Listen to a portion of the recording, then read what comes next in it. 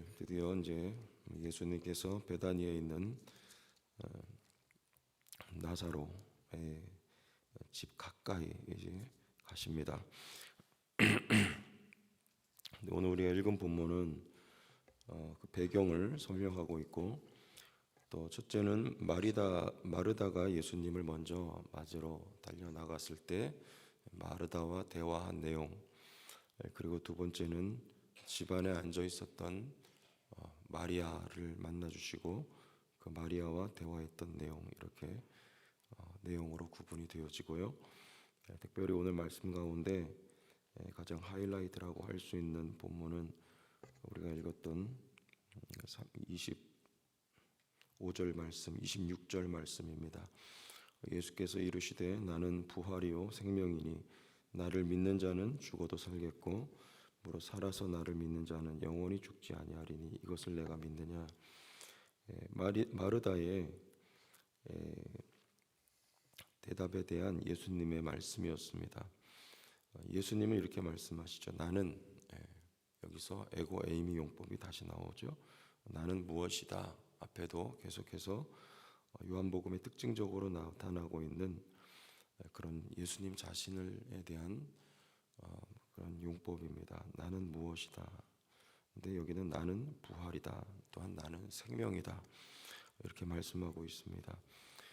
나는 부활이다라고 말씀하세요.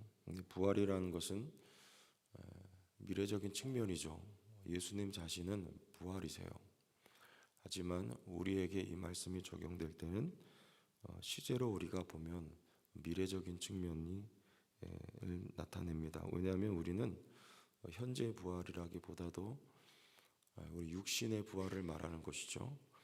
그래서 앞으로 우리는 육신으로도 부활할 것이기 때문에 미래적인 측면이 있습니다.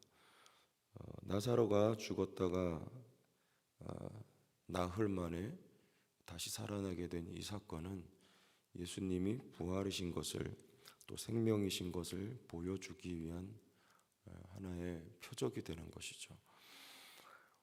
따라서 부활의 첫 열매는 우리 고린도전서 부활장 말씀에 보면 15장이죠. 예수님은 부활의 첫 열매가 되셨다, 이렇게 표현하고 있습니다.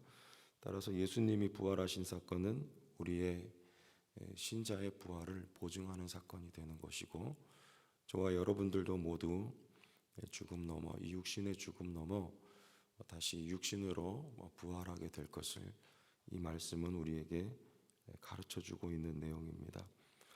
뿐만 아니라 나는 부활이고 또 나는 생명이다.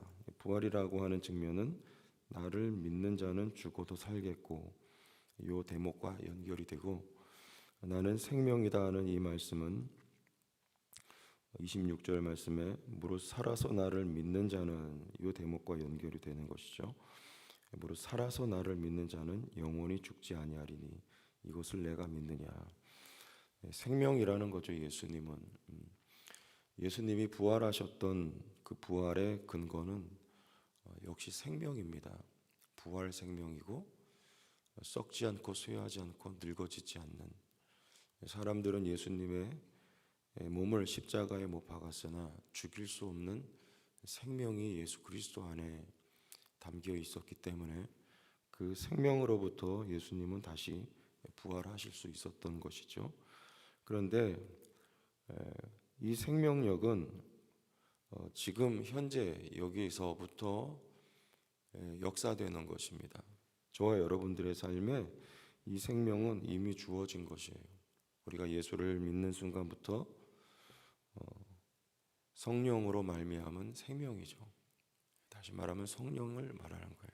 그 생명력, 이 저와 여러분 안에 주어져 있기 때문에 나를 믿는 자는 영원히 죽지 아니하리니, 이 말씀은 우리 육신의 죽음을 의미하는 것이 아니고 영원한 생명을 말하는 거예요.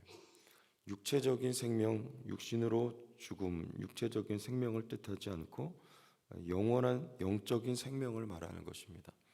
영적인 생명, 나를 믿는 자는 영원히 죽지 아니한다라는 것이죠.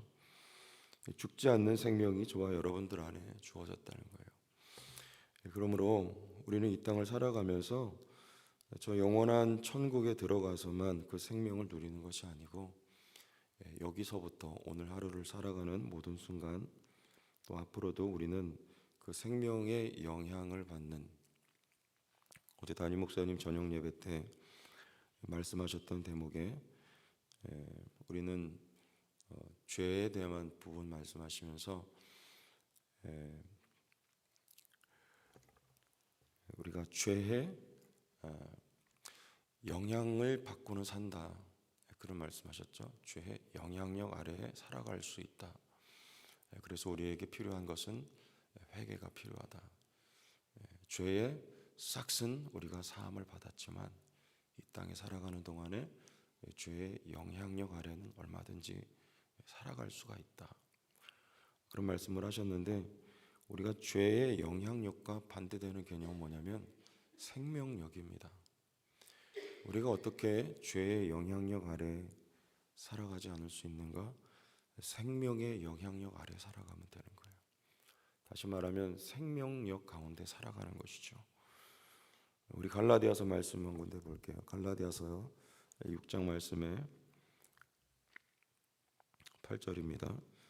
자기의 육체를 위하여 심는 자는 육체로부터 썩어질 것을 거두고 성령을 위하여 심는 자는 성령으로부터 영생을 거두리라. 이 말씀이 있어요. 여기 영생이라는 말이 곧 생명이라는 말이에요. 해석하면 생명력입니다. 우리가 육체를 위하여 심으면 육체로부터 썩어질 것을 거둬요. 죄의 영향력 아래 살아가게 됩니다. 그러나 성령을 위하여 심는 자는 성령으로부터 생명력을 거두게 되어 있는 거예요. 생명력 아래 살아갈 수 있는 열매를 얻게 되는 것이죠. 우리가 어떻게 죄의 영향력을 벗어나 생명력 아래 살아가게 될 것인가?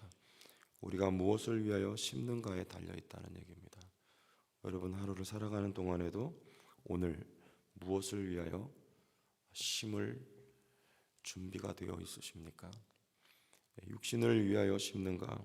내 언어, 내 생각, 그리고 내 행동, 내 마음씀, 육신을 위하여 심을 때 우리는 죄의 영향력 아래에서 벗어날 수 없어요. 그러나 그 모든 것들을 다시 성령을 위하여, 성령에 합당한 마음, 성령에 합당한 생각, 성령에 합당한 언어, 성령에 합당한 마음 씀씀이로 우리의 삶에 심겨질 때 여러분들 생명력 아래 살아가게 되는 은혜를 누릴 수 있게 되는 것을 여러분들 믿으시고, 오늘 하루도 성령을 위하여 심을 수 있는 하루가 되기를 원합니다. 우리가 다 성령은 받았죠.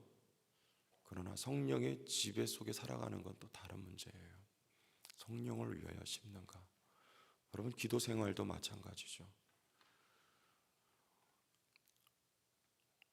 우리 젊은이들 데리고 기도를 해보면요, 아이들이 기도를 할 줄 몰라요. 제가 중고등부를 올해부터 지도를 좀 더 가까이에서 하게 되고, 그리고 청년교회는 뭐 작년부터 했지만 두 부서를 이렇게 동시에 제가 돕고 있는데, 어느 부서가 솔직히 말하면 조금 더 이렇게 감당하기가 조금 뭐라고 할까요? 부담이 덜 하냐면, 해보니까 그래요. 중고등부가 약간 덜 합니다. 부담이. 왜냐하면 우리 아직 젊은 청년들이나 학생들은 영적으로 굉장히 어려요. 기도 생활이 없고 기도를 시켜보면 기도할 줄 몰라요. 근데 중고등부는 그래도 우리 이런 얘기해서 좀 죄송한데, 예전에도 제가 유초등부도 해보면 청년 교사가 있고 우리 집사님들 교사가 계세요. 권사님, 집사님들 교사가 섞여 있잖아요. 그럼 누가 더 이렇게 좀 세냐면, 영적인 부분을 말하는 거 세냐면 집사님, 권사님들 교사가 훨씬 셉니다. 청년들 되게 약해요. 우리 중고등부 교사들이 대부분 다 아줌마 파워잖아요. 이 기도를 같이 해도 기도의 조력자들이 되어주고 함께 기도를 해도 기도가 힘이 들던데 그냥 이 청년들만 데리고 기도를 하려면 굉장히 힘들어요. 그만큼 약하다는 얘기입니다. 이 기도 생활도 마찬가지예요. 여러분들, 우리가 성령을 위하여 심는 것도 기도 생활이 성령을 위하여 심는 것입니다. 이 새벽에 나와서 부르짖고 하나님의 말씀 부여잡고 기도하는 거, 말씀 듣는 거, 이것이 다 성령을 위하여 심는 거예요. 여러분들 이 하루도 성령을 위하여 심는 은혜가 있기를 원합니다. 그러면 우리가 이런 거예요. 나는 부활이요 생명이니 우리는 앞으로 부활할 거예요. 그러나 이 땅을 살아가는 동안에 이 생명력 아래 살아가는가, 생명력을 누리며 살아가는가. 우리 예수님께서 이렇게 말씀하세요. 오늘 말씀 보면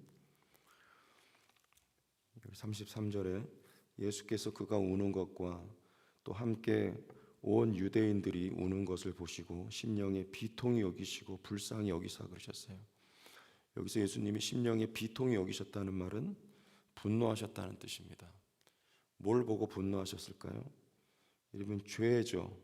그리고 그 죄로 말미암은 질병이죠. 그 죽음의 영향력 아래 사람들이 지금 갇혀 있는 그 모습, 지금 마리아와 마르다와 그들과 함께 있는 유대인들이 나사로의 죽음을 보고 우는 것을 보고 예수님이 심령에 비통히 여기셨다는 거예요. 분노하셨다는 거예요. 오늘 우리가 이미 생명을 받은 자로서 생명력을 누리며 살아갈 수 있음에도 불구하고 죄의 영향력 아래 살아가거나 우리가 당한 현실의 어려움 때문에 슬퍼하고 근심하고 그 죽음의 영향력 아래 놓여 살아간다면 주님이 또한 우리를 보시고 비통히 여기지 아니하시겠습니까? 여러분들 생명력을 누리며 살아갈 수 있기를 원합니다. 우리에게 어떠한 죄의 영향력이 역사하고 질병이나 죽음의 공포나 여러분 근심과 걱정이나 염려가 우리를 사로잡아 온다 하여도 오늘 성령 안에서 교제하고 교통하고 하나님 말씀 부여잡고 여러분 기도함으로 나아갈 수 있기를 원하고요. 그 속에서 생명의 영향력을 덧입는 은혜가 있기를 바랍니다. 그 생명력을 가지고 다시 일어서는 역사가 우리에게 있기를 원해요. 이게 우리에게 이미 주어진 하나님의 선물이에요. 다시 한번 오늘 말씀 기억하세요. 나는 부활이요 생명이니 나를 믿는 자는 죽어도 살겠고 무릇 살아서 나를 믿는 자는 영원히 죽지 아니하리니 이것을 내가 믿느냐? 여러분 믿으십니까? 생명력에 사로잡힌 복된 한 날이 될 수 있기를 예수님의 이름으로 축원합니다. 하나님 아버지, 주님을 찬양합니다.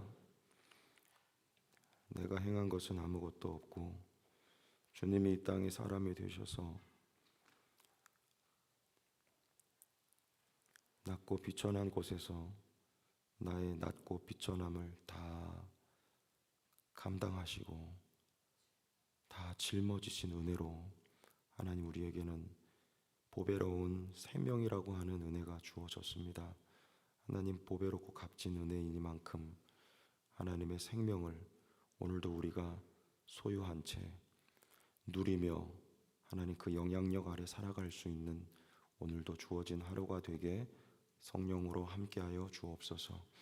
혹여 우리에게 죄의 영향력과 하나님 어떤 어둠의 세력이 오늘도 우리를 사로잡아 온다면 나사렛 예수의 이름으로 담대히 뿌리치게 하시고 외치게 하시고 물리치게 하시고 성령 아래 그 영향력 아래 생명력을 누리며 살아갈 수 있는 하루가 되게 붙들어 주옵소서. 우리의 마음을 비춰 주옵소서. 어두운 생각 떠나가게 하여 주옵소서. 깨닫게 하여 주옵소서. 회개하게 하여 주옵소서. 예수님 이름으로 기도합니다. 아멘.